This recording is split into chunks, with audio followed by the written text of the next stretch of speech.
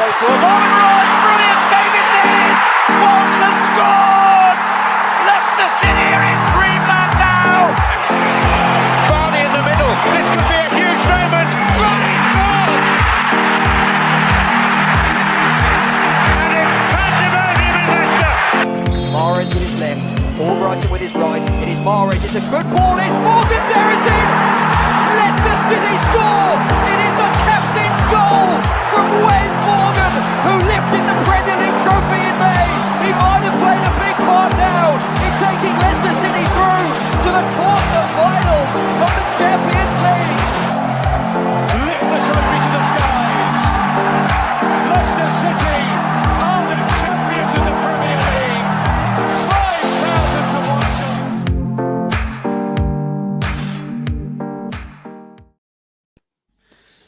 Good morning and welcome back to Blue Tinted Glasses for Good Morning Foxes. And it is a good morning just because Leicester haven't played this weekend. So that's always a positive. We don't have to watch any crap. But then there is some transfer news, which is a bit horrible. So we'll get into it all. Anil, how are you doing, mate? Yeah, I'm all good. Just getting ready for a real match. About to be thrown some pelters by the others for my appearance, probably for that. But yeah, all good. Jack, what's going on with you, mate? How are you? Yeah, I'm good. Better than ever. Enjoying my breakaway from watching Leicester City again. So, yeah, this season come quick, and I've cut it for the Championship, and I think it's not far away now, is it? So, yeah. I don't know. You say it can't come quick enough. I think it probably could. I think I could do with a bit of a break before it starts, mate. I'm not ready for it yet. I'm definitely not ready. Tom, what's going on with you, mate? How are you? Yeah, good, mate. Good, lads. Looking forward to the season already. I'm missing football. It's after watching paint dry last night in England. It'd be nice to actually get back to club football again. It does get boring this time of year when there's not much on the telly. Yeah, let's see who's here in the chat. Morning to you, Keith. Hello to you, Ryan. James, morning to you. I'm gonna start that one. Azola, good morning. Mark, morning everybody. Kunal says, morning all. Let's hope Russell Martin swoops up Cody. Might as well give them winks as well. By the way, I saw that he wants to sign Flynn Downs for 10 million quid from Southampton. Ryan May, what a panel. Tom is back. Dipak Patel, morning guys. Do as Danny says, smash a like and subscribe. And finally, morning all. We aren't in no rush with the Chuckle Brothers in charge. Ain't that the truth? Before we talk about today's topic, I just want to ask you this, Anil, because there's a comment here from Boz. Casey McAteer is a striker. You can't change my mind about it. He did a finish against Liverpool a year or so ago that was sublime, and he seems natural at it, better than Daka. What's your take on this, Anil? Because somebody said it on the channel, and I can't remember who said it. I don't know who said it, but somebody said, it might have been Luke, play him as a striker.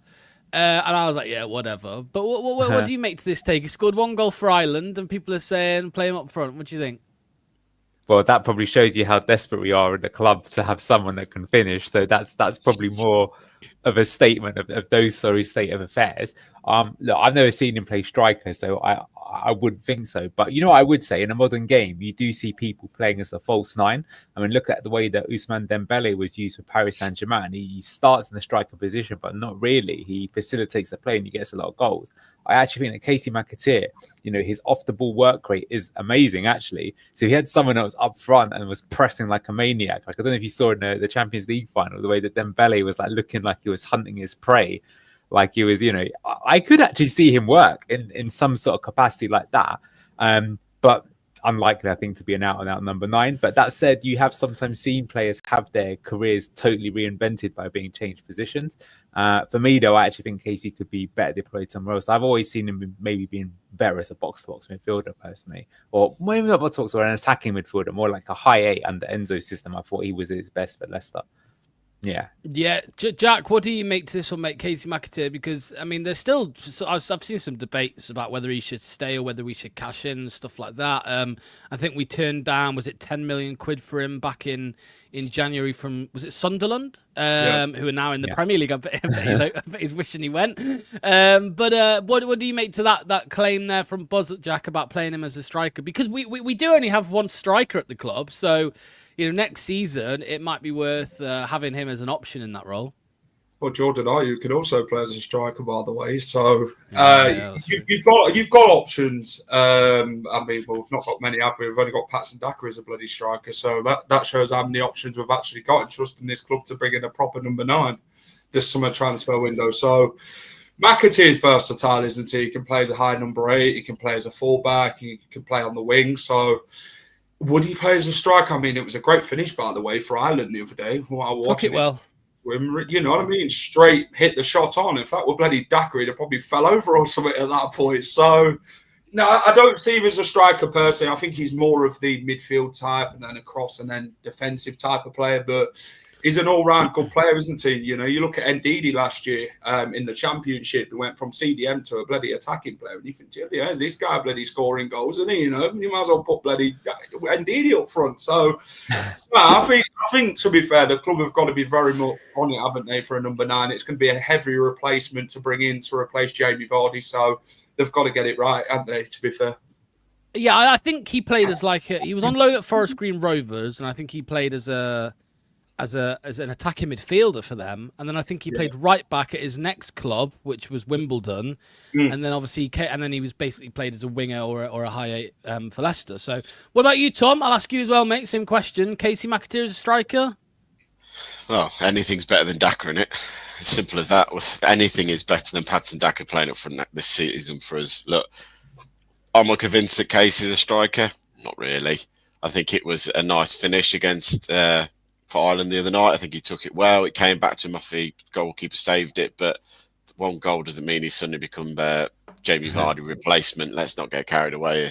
Look, he can do a job. I think he's better than Daka in that role. I think he's probably more cool and calm than Daka will ever be as a striker for Leicester City. But the summer transfer window is going to be massive. Everyone knows that, and money for us is going to be few and far between. I think we'll be honest now. When we're looking at the players I've seen mentioned with the football club this week, it is quite embarrassing.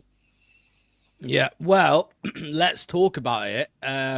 Obviously, the name of the show is Shifting Deadwood, and there's a few players we can talk about here. And Neil, I'm going to start with you, mate, and I'm going to say to you, when I say Deadwood, when I say that word, Deadwood, who is the first name in this Leicester squad that comes to mind for you?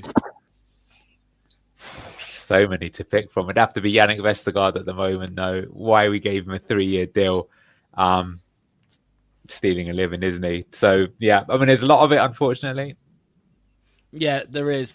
I mean, I'm going to bring up the we'll start with Vestergaard now that you've said Vestergaard. So we're going to bring up this up, which is the little interview that came out about him the other day. He said, in the situation I found myself in, I have tried to park my ego.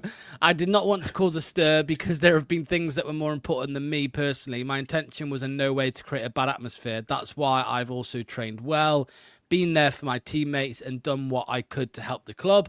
I haven't heard anything else from Leicester, so I expect to continue, not least in light of the fact that I have 2 years left on my contract. My focus is on the fact that I have 2 years and will do everything to help the club back to the Premier League. The club wants something different if the club wants something different at some point, they must say so. It is the club that must make those kinds of decisions. And finally, if the club wants something different, it is up to them, and we have not had that conversation. That's why my focus is to help the club back to the Premier League. So, saying all the right things, which I think we've heard before from, players that have, had a howler of a season, and then suddenly it's the summer and, their future's up in the air. So let me ask you, Jack, Yannick Vestergaard, we saw what he did when we went down to the Championship last time in a system that suited him. Would you make the same mistake again this year and think, okay, he can do a job here, or would you try and move him on? The thing is, they're going to struggle to move that guy on. Do you get what I'm saying? The wages is what the problem is here with Yannick Vestergaard.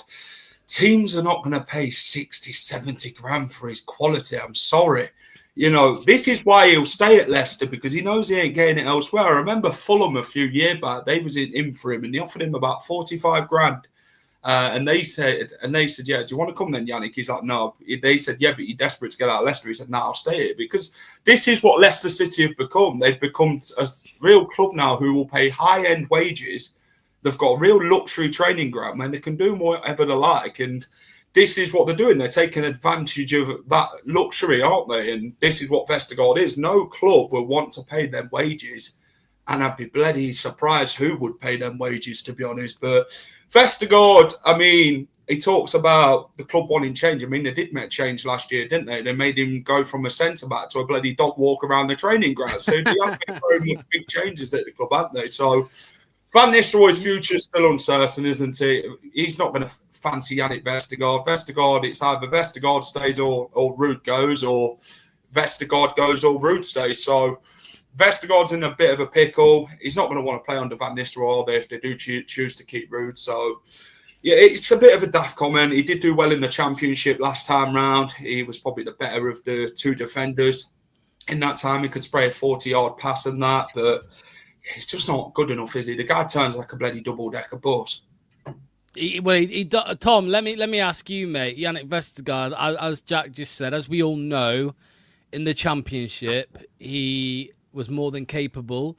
I agree with Jack. I actually think he was better than Fass last season, personally. But what do you think? Because Jack's right in it. It's going to be near on impossible to move him on, with his wage. I think Jack mentioned Fulham. There was also Hertha Berlin, I think, or Union, one of the two in Germany. They wanted him, and he was like, "Nah, I'm all good, thanks." And I keep seeing there's a guy in our chat. If you're here, let us know. There's somebody who always says, "Oh, I saw him at Loughborough train station today. Oh, I saw him at Loughborough train station today. His car's in Loughborough train station." And he said that he said to me, "You stay in next year." And apparently Yannick did say, "I've got 2 years on my contract." So yeah, what do you make to all, Tom? Look, you can sit here and blame anyone you want, but Enzo was the one who said, "I want to sign on a 3-year deal." So, he sort of takes part of the blame. I like Vestergaard in the Championship as a ball playing centre half. But again, this is all depending on what manager's here, what way of football we're going to play next season. Because if you're playing a longer game, then Vestergaard ain't your man, because he wants to play the ball out from the back. We've seen that. We've seen his ability and range of passing. It worked brilliantly in the Championship last year with the switches and stuff. But generally, as a centre half, again, this season, another 2 years on, a lot older, pace is going to get the better of him in the Championship. There's a lot more pacey players now in that league, and for me, move him on. You've got to get rid of him off the books somehow, because 70 grand a week for a centre half that can't run against players in the Championship with pace and skill, he's going to get found out. And especially if Ruud sticks with this formation that he's been sticking with, he ain't going to be able to play in it. And again, if Ruud is the manager, like Jack said, he doesn't get in the team. So you've got to try and free funds up this year. If you're not going to, if Van Nistelrooy staying, then Harry Winks, they need to either sort him out. Is he playing or is he going? Vestergaard, you're falling out with him. He's either staying or going.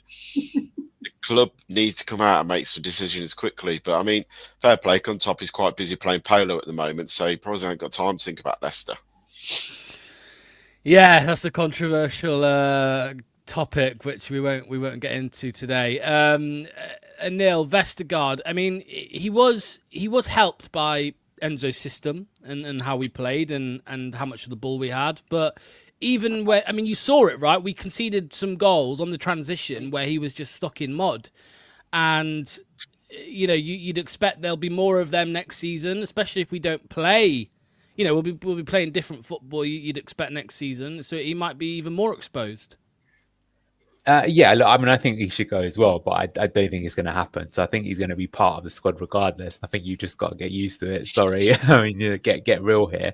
But what I would say is I do hope that if it's Ruud or whoever's in charge, that they don't make the mistake of having him as a core component of the starting 11.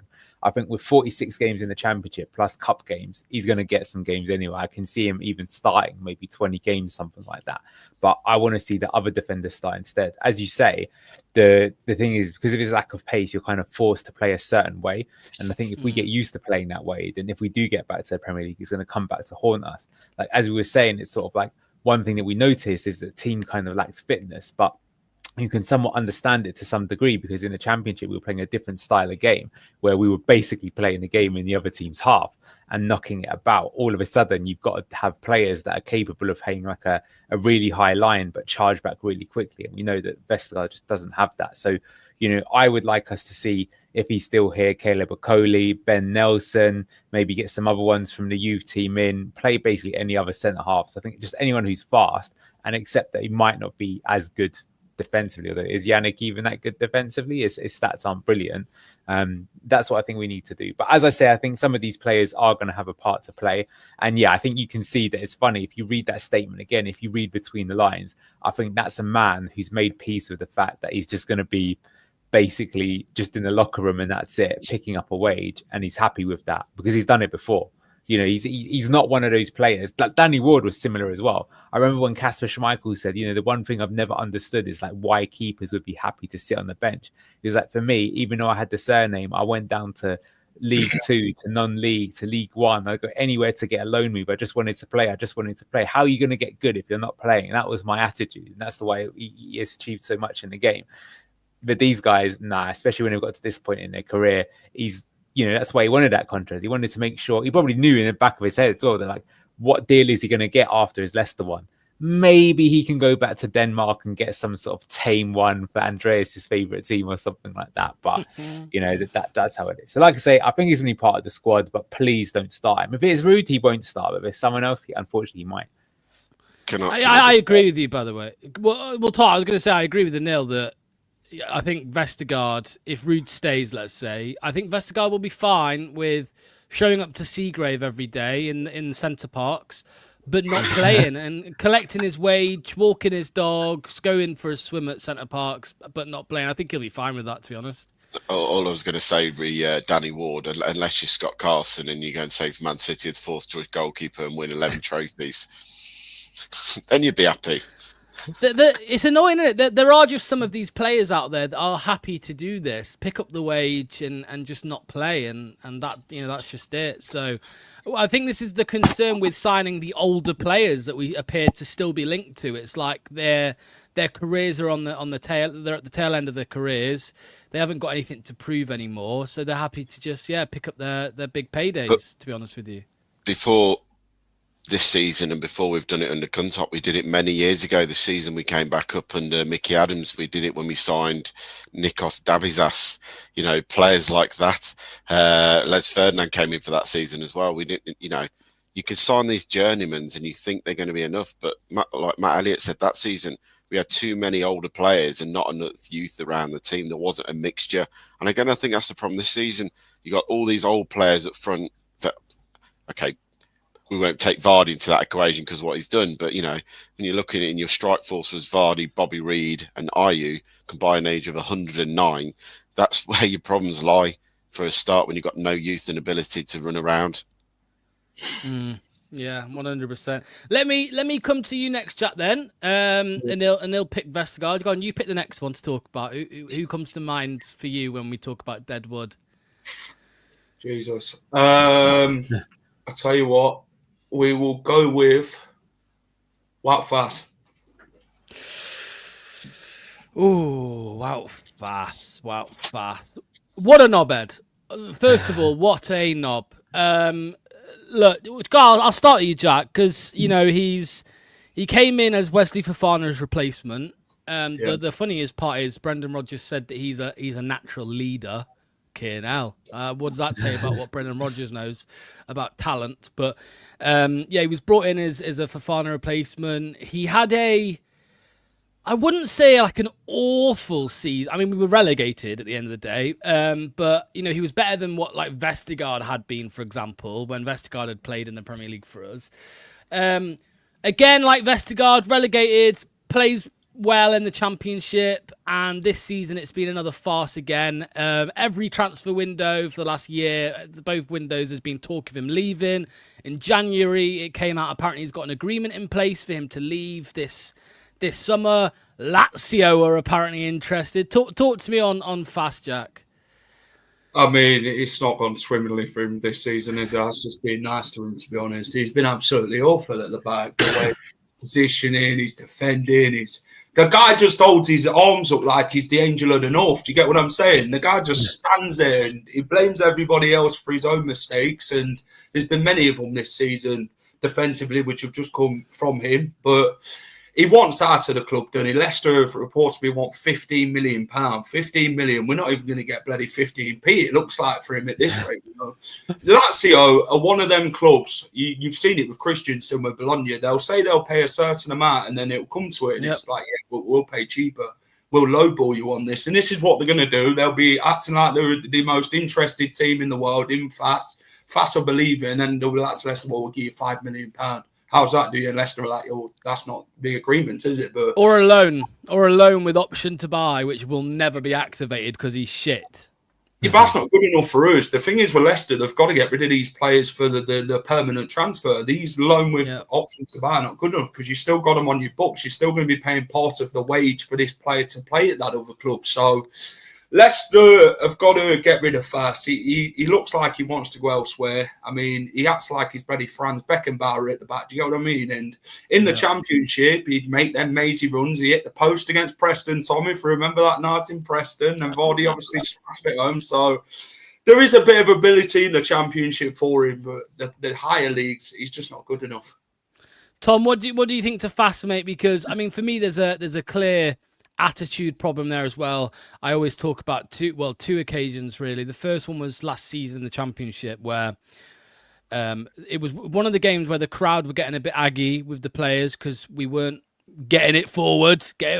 We weren't getting it forward quick enough, and I think he just lashed one into the box and we scored. And then he went over to the fans and cocked his ears towards the fans. And then at QPR this season, He scored that goal against them in the cup, and then he went to the fans again and cupped his ears. And I couldn't believe what I was seeing. And Jack's right as well. You know, it's always somebody else's fault, waving his hands. And Yuri Tielemans used to like doing this a lot as well. It must be a Belgian thing. But yeah, talk to me on Fass, mate. We've got to get rid of him, haven't we? Well, the game you talk about was Norwich at home just before Dewsbury scored to make it 1-1. Yes, I remember that. The fans were getting a bit frustrated. We weren't getting it in the box. And yes, he did turn towards L Block, the worst place you could have turned it to, sort of gave a bit of that sign and then ran off and celebrated. Look, Wout Faz is a team version of David Luiz, let's be honest about it. They're not even in the same class. And at least David Luiz could score free kicks and do stuff. He's just got the same haircut. He's a liability, he's a risk, and he's a dangerous person to have in any heart for your defence. And I don't trust him when he's got the ball at his feet. I think it's generally worse than Daniel Amati, if I'm honest with you. And I didn't think Daniel Amati was that great with the ball at his feet. But I think with Wout Faz, there's a liability that all he wants to do is fly out from the heart of defence, nick the ball every time. What teams have worked out because they wait for him to come short and put the ball in behind him, leaving the space there every time because they know that he's going to try and run out and nick the ball off the midfielder or the striker who's dropped deep. And his attitude stinks from start to finish. Like you said, in games, the waving your hands around. When you're in a situation like Leicester been at 2 out the last 2 seasons in relegation fights, you need a leader who keeps calm, who's not slating his own players for making a mistake, putting an arm around someone when things don't go well. He just wants to point the finger at everyone else and blame them, like Jack said. And I personally think he's a poisonous, a rotten apple in that club who needs to be gone quickly because I don't think he offers anything to us. You've got players like Harry Souttar, who I think will be a good player for us in the Championship next season. Ben Nelson, good player in the Championship. Coley, who's rumoured to be leaving. But again, I'd love to keep because I think he's young, he's hungry. I think he's got the pace and the ability there. Again, needs more time to develop. But I think the players like your Vestergaards and your Wout Fazis, the big earners, you've got to start again. And for me, they're the players we've got to get off the books. And Wout Faz, I've not seen enough in 3 years. Again, what's he got? 1 more year left on his contract. So again, if we don't get rid of him, he'll go on a free transfer. Another good bit of business, Leicester City again.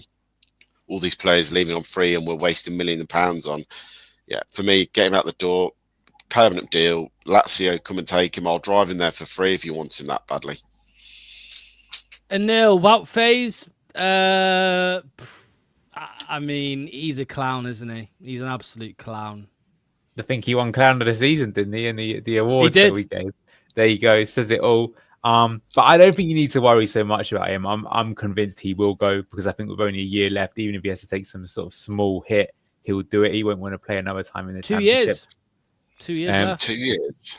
Does he have 2 years left? Okay, well Yeah. that makes it more interesting. The thing is I agree with everything that has been said, but I would say that the last time round he was one of the best defenders in the championship. And I think he would be regardless, because the thing is that unlike Yannick, he's not that slow.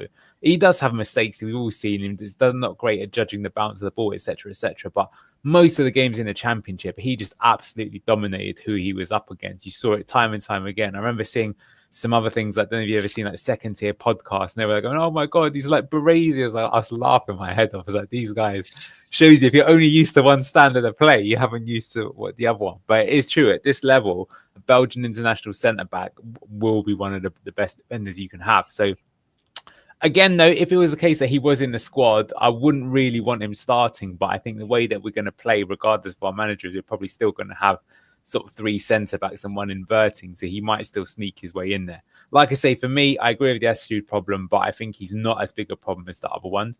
If he does still have 2 years left on him, you may still be able to get some money off him. I don't think he's going to, like I say, Yannick, you've just got to accept that that's, sunken cost. You ain't never getting that back. While you could maybe get it back in some way. That's my view on it. Let me quickly bring this up as well, because this just came to my mind. Don't know if you remember this one. Look at this. Leicester versus Hull. Here he is. Oh my God, I was there. Just gives it away. Look at that. we get the Chelsea one up from this season where he gives it to Nicholas Jackson, where he tries overhead kicking it and it just rebounds off Jackson. Oh God, yeah, there was that one. That was terrible as well. And then the Forest one against Chris Wood. Well, this is why I said that I think Vestergaard was better than him last season, because I think Vestergaard didn't really make too many mistakes last season. Like, he was caught out for his pace, but Fast, I reckon Fast still made a handful of quite big errors last season in the championship. So, but Anil is right. He is one of the best. He would be one of the best defenders in the championship, but that's just the gap in quality. So let's just have a look at some of the comments, what people are saying. FaZe is just here for the money, says Tomlin. Ben says Victor is the next one. Maybe we'll talk about that. Try and keep Yuppies on his head against the trees. Yes, if you remember that one, actually. I remember that. Fast loses at least 6 points per season. I think that's generous. 6 points a season. That's two. I think he's cost us more than that, I would guess. Yeah, double that. Yeah. And finally, Richard said he's a defender that can't header and judge a ball in the air. Huth would be pulling his hair out. I think Huth did put out a tweet earlier in the season, actually, about like what a shambles. How do you only keep 1 clean sheet and all of this stuff? Okay, Tom, your turn, mate. Deadwood. Who are you saying? Who are you going with? What name comes to mind? Boubakary Simare. Oh, Bouba Samare. Okay, this is an interesting one. Go on, explain it. Talk to us. Generally, I think he's been here long enough now. I think we've seen some good bits about Bouba, what he can do, but we don't see consistency enough. That's his biggest downfall. He's not consistent in enough games to justify being a starter. Yes, he's big and bustly and he can get around the park, but the amount of time he gives the ball away for like a 5-yard pass or, not getting stuck in. I just think 2 relegations on his name now as well. He's here for me. We got relegated last time. We've relegated this time round. Just don't think he's suited to this standard where you go. He went away last year on loan to, who was he on loan to last season? Seville, and he teared it up, and he was playing amazing in the Champions League, and he pushed them all the way, and everyone was raving about him. I just don't think he suits the English game. When he came in, I truly believed he could be a good player. He was, as I said at the time, he looked to me and reminded me of the type of Patrick Vieira, a big, bustly defensive midfielder who's going to win the ball back and get pushed forward as well. But generally, just do not see enough quality in that lad to say that he's good enough. Look, the Championship, we don't know because we haven't seen him playing there. But I just think another one who's on a lot of money. He's on a good 40, 50, 60,000 a week. And with the squad, we're going to need to rebuild. I think he's another one that, I just don't see him playing enough next season. Well, Anil, this is the first one that we're speaking about today where we actually know what his intentions were last time we were relegated. We can learn from that. And last time we were relegated, he was not interested one bit in sticking around in the Championship and putting in the graft to bring us back up. And we don't know the full story behind that. Maybe Enzo didn't want him, although I would imagine Enzo probably would have liked Bouba Samare. So that would suggest he'll have no interest this time round either of staying around, and we just need to get rid. I agree, and I expect it's going to be a similar deal again where he's loaned out, but we're still paying part of his wages, which is awful. So you're just going to have a player that's going to keep doing that until they end up leaving on the free. It's going to be another one of those. I don't know. Maybe we could try and find a deal for him. Maybe we could get a French club or something like that to come in for him. But again, the high wages that he's on is going to be another big issue. He's another one that, look, I think if he did stay and he was playing in the Championship, I've got a feeling he'd be really good. He'd be playing against far lower quality opposition. So I don't think the mistakes that he would made or laziness would get picked up as much as they have been in the Premier League. But yeah, of course, I agree. It's another one that if we could, we should shift out. Deadwood, definition of it. We know John Rudkin as well likes to haggle over a few million quid and stuff. But, with only 1 year left on Samare's deal, we have to just get what we can for him. Like, if it's... What did we sign him for? Was it 18 million, 19 million? If we only get 5 million for him, accept it. If that's all you can get, you have to accept it because he's going to be going for a free in 12 months' time. Let me ask you now, Jack, about Samari, because Ryan said Samari is so lazy out of possession, doesn't track back enough to help the rest of the team. Only time we saw it was Ipswich that led to a scoring. Now, I always said, Jack, that maybe Samari... Maybe he's not lazy. Maybe he's just adapting. I think I was being quite kind, though. It's been 2 years. 3 years. He should have now had enough time to adapt and be used to the English league. Yeah, he's not quick enough, is he? He is lazy. I think the only work I really seen him do in the last season in the Premier League or against Ipswich, when he come on, he shoved them 2 players off the ball, absolutely bodied them, by the way. And built up in the attack. That's probably the best thing I've ever seen him do at Leicester City, Samare. Do you know what? There's little glimpses, like Tom said. There's an actual decent player there, but he's just no consistency about him. He's had 2 relegations now on his CV. And he's the same as Christensen, just don't want to be at the club. He's not interested in playing in the Championship. I believe Sevilla, according to what Spanish outlets have said this week, that they're interested in taking him back. Well, I think, you know what, if there's a taxi ready, I think you'd let him go. So I don't know how much the value is. I think they valued him at about £11 million, but then they said if Leicester's desperate, then they'll take a lot less. So it's what you do with Samare now. Obviously, you don't know who the manager's going to be, so whether he's going to fancy him or not, or Samare does ever want to play in the Championship, which I doubt he will. And he's another one on the wage bill, isn't he? That he's on a decent amount of money. So a year left, you've got to get rid of these players, because if you don't, you're going to end up in a situation where that's that end of season where you had Evans leaving on a free, Yuri Tillemans left on a free, I think a Martis, the Unchu, and I think they lost about £118 million in transfer money Leicester because they allowed them to run the contract down. And this is what they've got to stop doing, letting the contract run down, because they're getting taken for months. We're losing a lot of money as it is, and maybe we'll end up doing the same because we can't get rid of these players. Yeah, I mean, with Samara, you said he's not quick, Jack. I think he's not quick in mind either. Quicker than Samara. I'm sorry. Well, I don't want to be nasty, but he plays like he's fucking thick. I'm sorry, like but you say we've seen bits from him. I think there was that little run of games, probably from that Ipswich game. I think it was the Man United game, wasn't it? The one before. Yeah, indeed. And he came on and he was good there. And then I think it was a few weeks up until Rude's first couple of games. And then I think he got suspended and he was out of the team for 2 games. And then when he came back, there you go. It was the Samari of old. It was very bizarre what happened. But yeah, it's a shame. Okay, I'm going to throw a name into the mix now, and I'm going to say it. I'm going to say Daka. Let's talk about what happens with Patson Daka this summer. I've already seen a comment saying I think he'll be fine as the number 1 next season. Now, I'm going to come to you first, Anil, because you've mentioned it in the past. He did score 12. Yeah, 10, something like that. Yeah, around that goals last season in the Championship. He was eventually dropped for Vardy. who came back into the starting 11 and started the remaining games.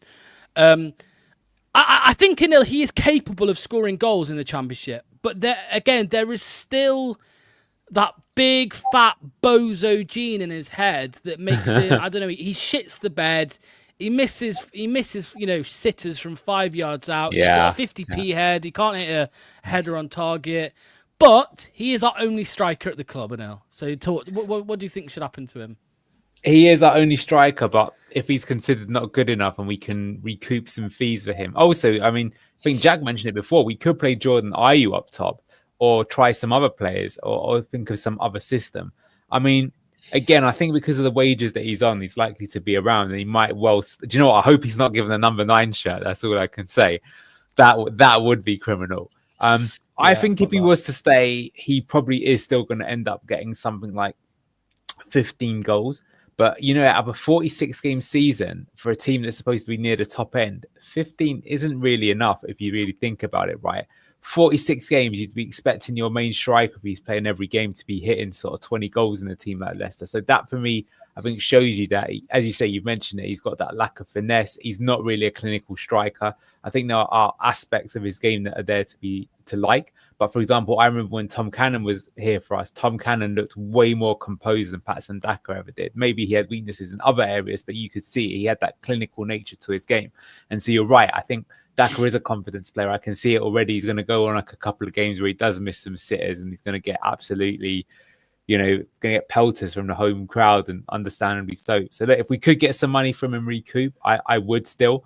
Maybe you can somehow sell him to the Bundesliga or send him back to Austria or something like that. But again, I think he's on 80 grand a week. That's why players like this don't really complain. I think it says a lot about Daka as well, that I think anyone else who'd come in for that amount of money and that amount of wages, they should be knocking on a manager's door saying, why are you not playing me? Why are you playing this OAP up front instead of me? You signed me to be the striker for this club. He's never once done that. Now, you could say he's got a good attitude and things like that, but is it more that he's just happy to take an absolutely insane payday and accept that he's never going to have it as good as that and to look after finances? So there you go. Jack, last season, Daka had 7 goals, 5 assists in the Championship. So 20 games, 7 goals, 5 assists. Not the worst of returns, but if you look at Vardy's goal record last season in the Championship, it absolutely shits on what Daka had. And there's only one thing that sticks out when I think of Daka last season, Jack, and it was that Leeds game.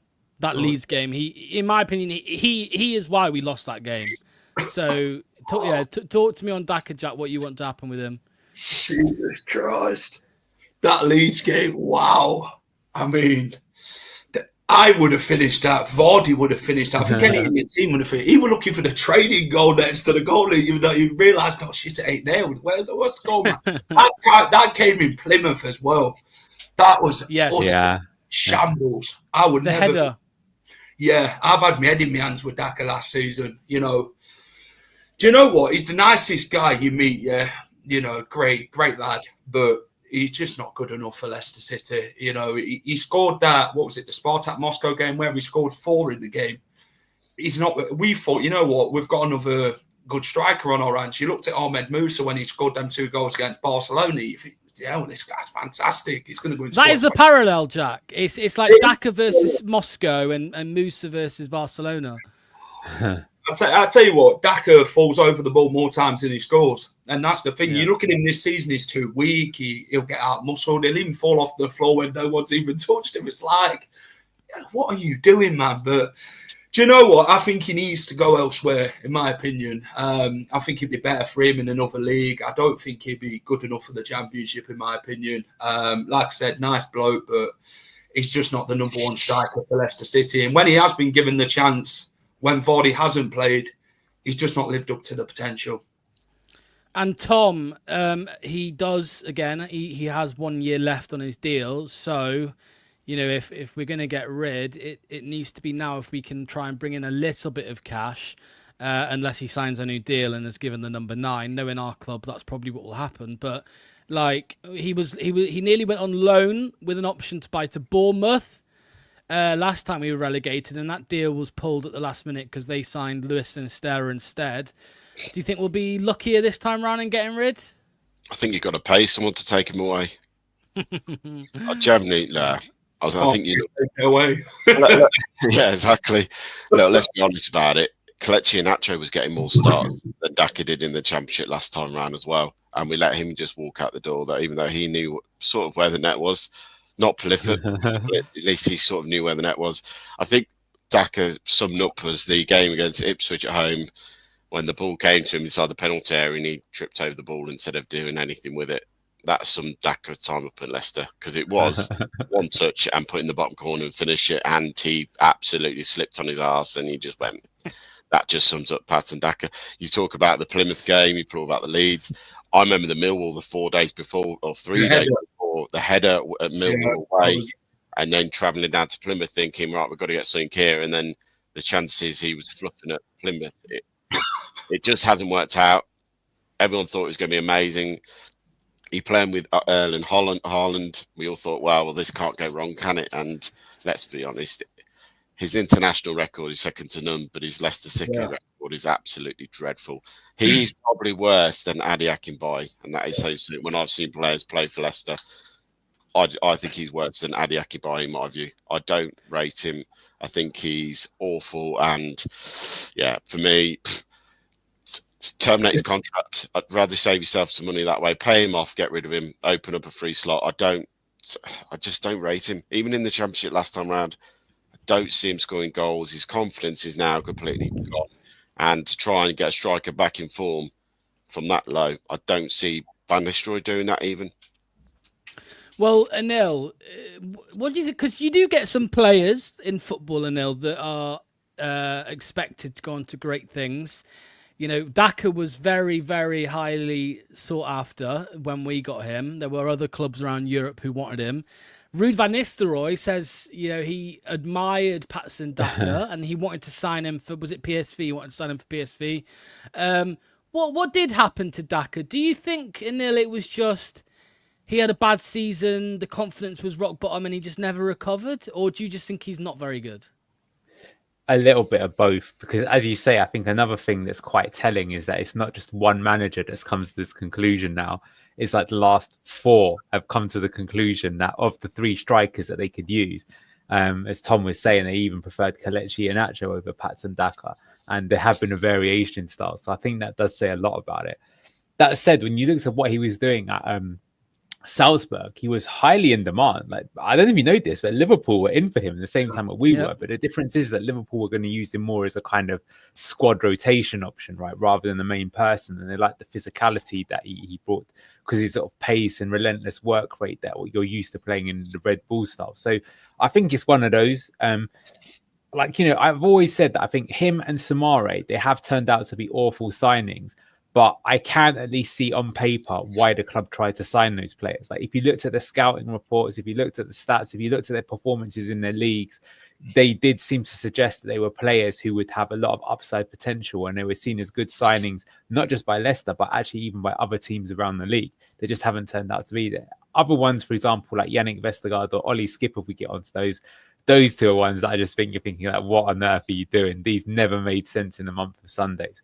But it's a shame for Daka. I mean, just quickly to come back to it, because a lot of people are saying, you know, do I really think he would get 15 goals? Well, Locks just said that he had 20 appearances and scored 7 goals. So if you double that and he had 40 appearances, well, that would be 14 goals, right? So what I'm saying is I don't think that that's good enough in the Championship for what it's worth, right? Because I think if you're a team that actually wants to get promoted, maybe to get to the playoffs, having someone that hits 15 in 46 is okay. But I think if you want to be really, really pushing for promotion, you probably need someone that can get 20. Now, that said, I think Jamie Vardy got 17 or something the season that we went up. But if you remember, he wasn't starting many games to begin with. And in actual fact, it's more like Enzo realised, oh, look, I got to use the old man because he's the only one that can bag in front of goal.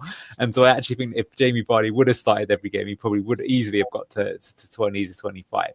So look, I'm just calling it as I see it. It's not something I necessarily want at the club, but again, we've got like a dearth of strikers. Can we afford to get someone? We do. My honest opinion is I think we'll just see us loan someone from the Premier League for a season instead. That would be my prediction. So Chelsea normally have about 6,000 strikers. Let's loan one of those.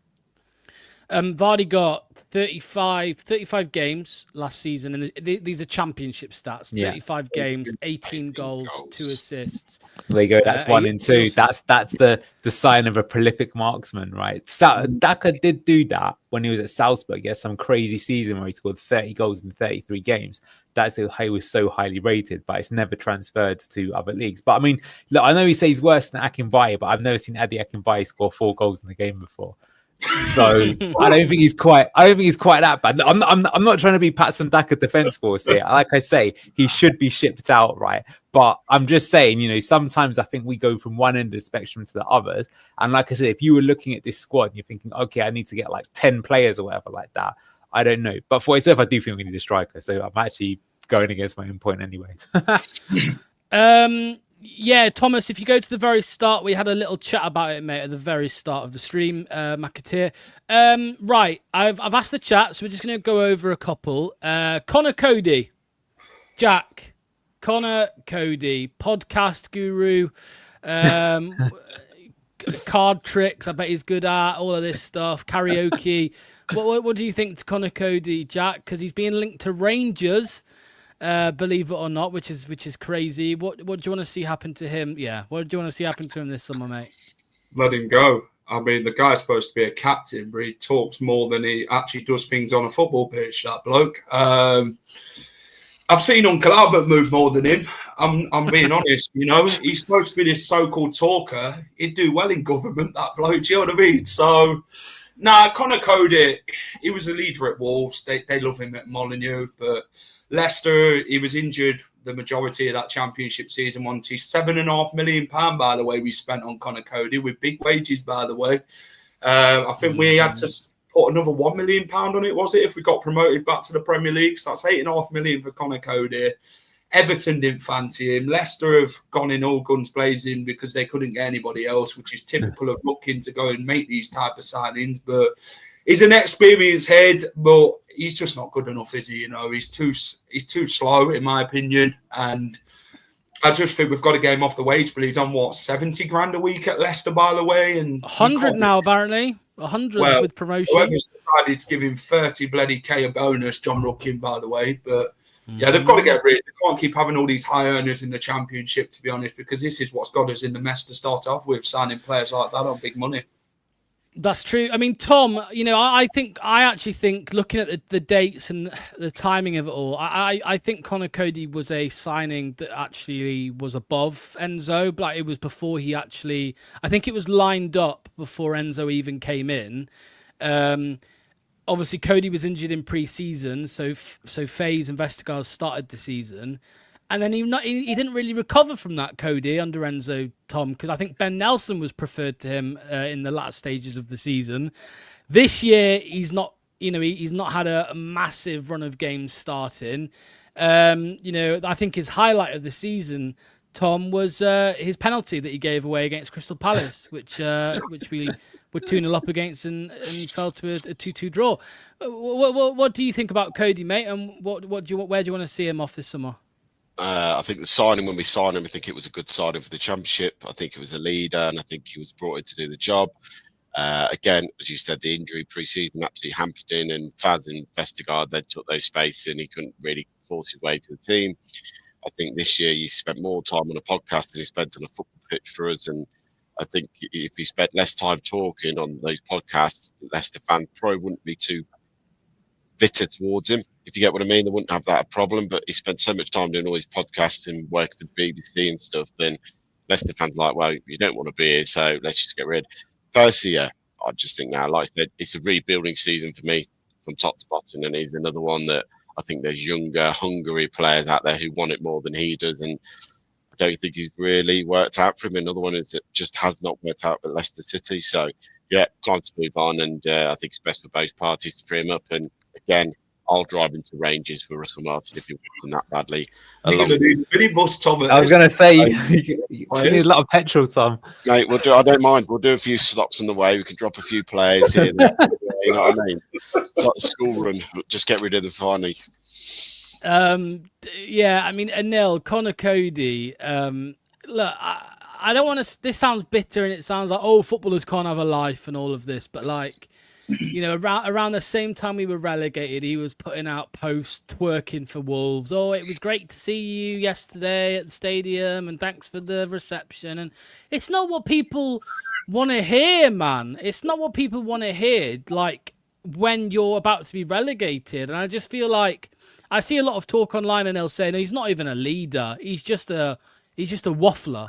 And that's the impression I get from him. I've got to say, Locks, I dislike Cody way more than Wout Faes. I think Wout Faes is an arrogant prick, but he doesn't hide it. I think Cody is the worst type. And you know, I've hated that even parts of our fan base. I think they absolutely lapped it up when we signed him. And, he's just what he needs. He's a leader. He's got experience. No, he hasn't, mate. If you look at his career, right, even Wolves fans, you say love him, right? Take a look at their own forum when they were talking about re-signing him in this January. They were like, no. Don't do it. We want to stay up. Don't re-sign Cody. Even back when they got to Europe, they were saying things like Connor Cody only works in a back three. If we want to progress as a club, he's been a great servant for the club, but it's time to move him on. They said this like 5 to 6 years ago.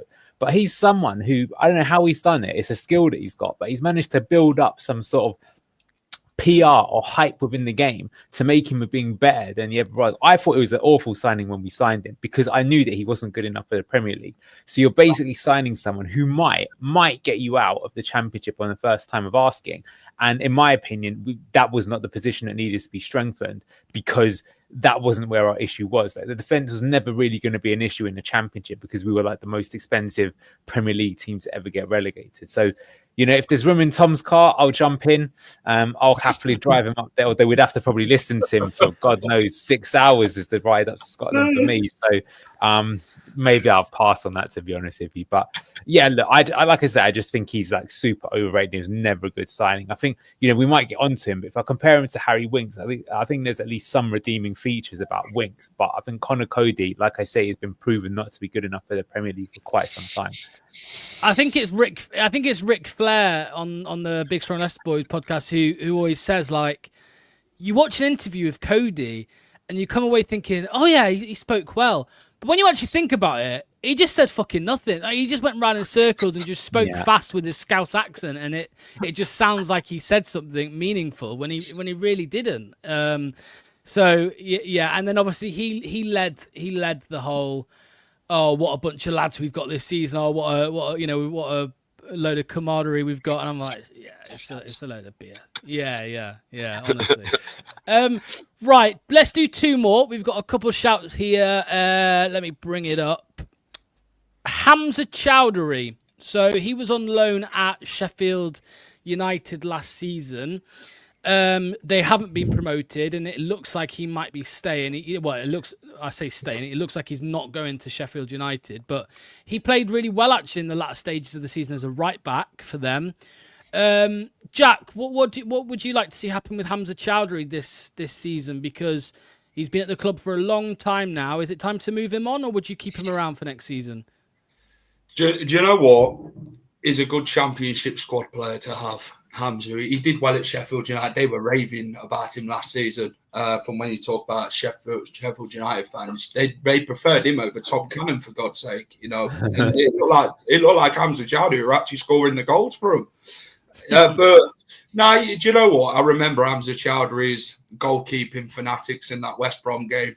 He really did a job, not just defensively, but on the goal line as well. He made Matt Hermanson get man of the match with a clean, done well there. So Hamza is a good squad player. He'll always give you the 100%. He'll always get stuck in. He's an old school tackler of the ball, is Hamza, and he's maybe you need that bit more bite in that midfield, a bit more fight. This is what Leicester fans have wanted to see this season: a team with a bit more unite, a bit more fight in it, hunger in the bellies. And that's what Hamza would offer you in the Championship. But there's been rumours, aren't there, about is it Turkish club interested in him? But whether that's true or not, it's another thing. But it's how much you're actually going to get for him. But I'd keep him personally. I think Hamza would do a job for us in the Championship next season. And he scored on his debut for Bangladesh the other night as well, I saw. Good header.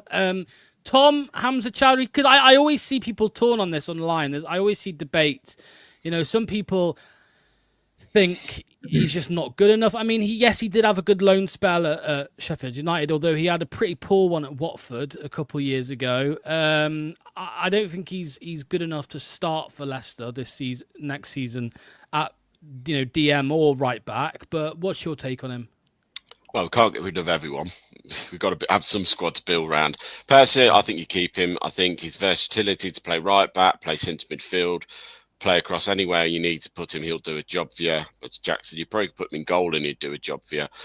Casey McAtee spoke the other day about how the club hasn't been the same as it was. That unity, that fight and hunger and spirit that you used to be. I think generally now Vardy going, you still need someone around there who's been at the club for a long time. And I think Hamza comes in and helps rebuild that mentality, what the club needs to do again. And I think it gives 110%. Whatever he might not be the best footballer, we know that. But you know what? He'll run and he'll run and he'll run and he'll win the ball back and he'll do the dirty stuff for you. Like you say, Sheffield United fans were raving about him last season. They want him back. I know that for a fact. They want him back next season. But I generally think he's a good enough player to have around that squad to play 20, 25 games for your next season, because you're going to need a big enough squad, as Anil said. I think him playing 25 games gets you enough points to hopefully be in that playoff position, because he's good enough for the Championship. That is his standard. That's his level. He will do a job next year for me in the right back role or the inverted role that we keep playing. And as a defensive midfielder, if you were short in the middle of the park again, like we saw against West Brom, he played that role and he had a good few games in there. Anil, Hamza Chowdhury, he's got 2 years left on his Leicester City contract. We know he's not good enough in the Premier League. I think we all know that. He can't start games. I mean, you saw what happened when him and Skip started together in that Newcastle game earlier this season. But would you keep him around for another year? I mean, he's got 2 years left. Would you keep him for a year? I would sell him if it was possible, but I don't think it will be able to. So in that case, I'd probably keep him as part of the squad. But I think it says it a lot that of all the clubs that he's been to, none of them have ever taken up the option to buy him, right? So he couldn't have been that good. And last time we played, he did have quite a few games for us, but he wasn't the starting player, was he? But maybe we don't have a choice because so many other people will leave. The last player we're going to talk about, by the way, can I just say, I can't believe I'm seeing people calling Didi Deadwood. I mean, he's not going to be here next season because he's got a release clause. So you'd imagine someone's going to activate that. Apparently, it's £9 million. But he's not Deadwood. Wilfred Ndidi is not Deadwood, in my opinion. But we will mention this guy here. Some people will say this guy isn't Deadwood, and it is James Justin. Now, I think it's a little bit harsh because, yes, it's a really tough start to the season under Steve Cooper. He was probably our worst player, in my opinion. He was absolutely shocking. But since Ruud van Nistelrooy came in, he improved a lot. And I think he actually ended up, from the second half of the season, as one of our better players. So, Jack, James Justin, as you said, we can't get rid of everybody. What would you do with him? Justin's problem is his injury record. And this is what's hindered his career massively, in my opinion. I think he has been awful this season rather than good. He did get a little better come the end of the season when we were relegated, like everybody else has turned up. Do you get what I'm saying? But you can't get rid of everybody, like Tom says. You can't fit them all in that minibus, even though you wish you could, but you can't because it's only about a 6-seater or whatever it is. So that's the thing.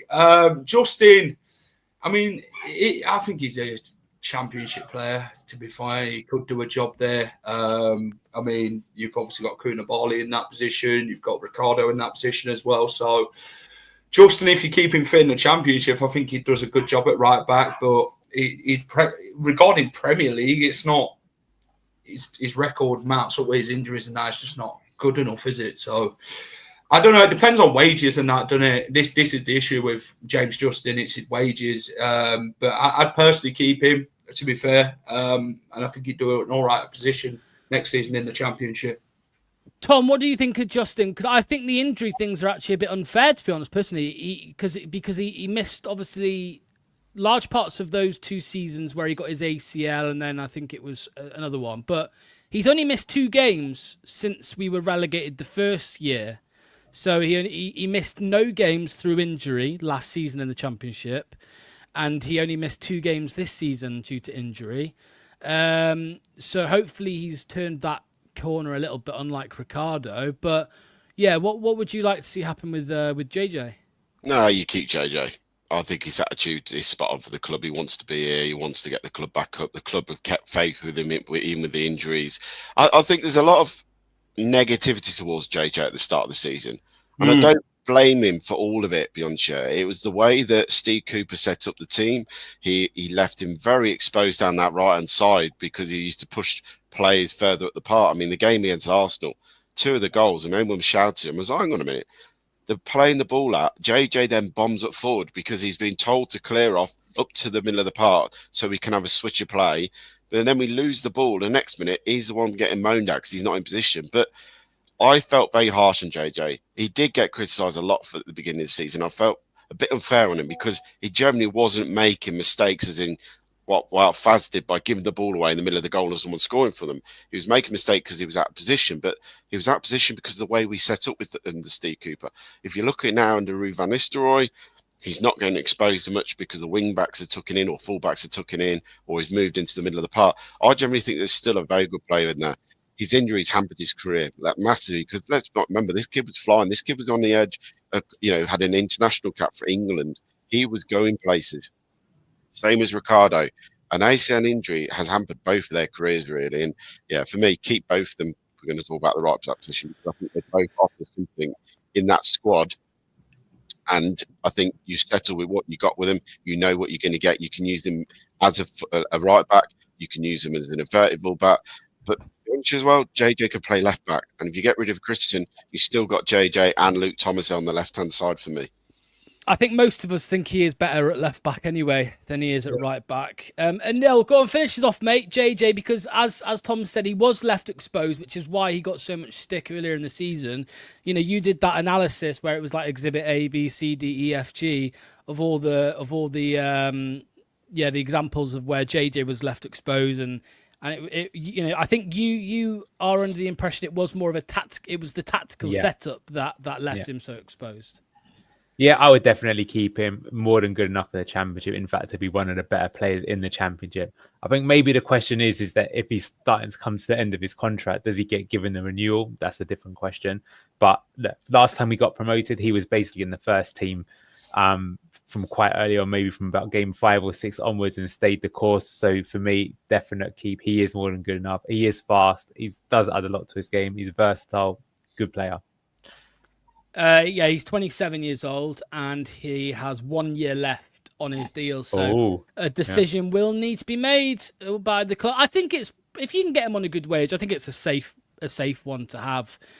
Probably sign up on a new deal for a couple of years. But yeah, okay, we're going to end it there. There's a lot more chat over the summer, of course, that's going to be coming up about more players outgoing and hopefully some incomings at some point. Jack, what you got coming up, mate, on the final whistle? I don't know, really. Just keeping up all with the Leicester City news and that, whether it's good or bad or whatever it is, get the fans involved. I really appreciate all the support. We've got some good channels, haven't we? We've got yours, we've got mine, we've got others as well. So yeah, it's good, and just going to keep doing it as good as we can, and just keep pushing over the summer. We need something to talk about, don't we? If we didn't, then I think we'd bloody end up in a bloody unit of bloody mental breakdown watching Leicester City. It keeps me sane, and you know what? You wouldn't love the club any differently, would you? It's a roller coaster. We're on it season upon season, and I don't think we'd change it for the world. No, if you don't laugh, you'll cry. Tom, have you got anything coming up anytime soon, mate? Yeah, bits and pieces in the pipeline. Get back to a bit more. Had a few weeks off from doing bits and pieces beyond show. I think we all need after the season we've just had. It was nice to switch off. Hopefully now, we're going into June. We only 18, 19 days away before we know who we're going to. The fixture list comes out. Was it the 24th of June? That'd be nice to see. That's the next big date, really. But I hope within the next couple of weeks that start to get some communication between the fans and the club with what's going on, because the longer it goes on, the more bitterness the fans are getting towards the owners, and that's the worst thing, what we don't want to happen. But we need talk, and for me, that's when the channels all start coming alive, when the fixtures are announced, the first signings come in the door, and we have a little bit more to talk about, really. Jack, have you still got that thing coming up on Tuesday? I should have. Jack, it's not a secret, is it? Because it's on your page, right? It is. It's like Jack is gonna have on his channel an active football manager who was linked to Leicester City this summer. Go on, Jack. Who is it on Tuesday night? Richie Wellens, the current Leighton Orient. Wow. Will be That's joining me cool, on yeah. Tuesday. I've messaged him. Just waiting for his reply to confirm everything. But yeah, we should have him on Xbox on the box on Tuesday. Obviously, his time at Leicester from Doncaster. So yeah, it'd be good to chat with him. Obviously, being active in managers as well. So I'd get his opinions on Ruud van Nistelrooy. You'll have to ask him if he got offered the job, would he take it? I'm sure he would. That's He the was question yourself. well, he was one game away from playing against us this season, wasn't he? Did they lose in the playoff final? So, Yeah. right, we're going to end it there. We're going to be live tomorrow, 7 p.m. for the live call-in show, of course, like every Monday. And then, yeah, I keep saying this every stream. Hopefully, we'll have an emergency stream at some point soon, saying that Ruud's been sacked, but we'll have to wait and see. Thanks to everybody in the chat. Thanks to Jack. Thanks to Anil. Thanks to Tom. We'll see you very soon. Enjoy the rest of your Sundays. Bye-bye.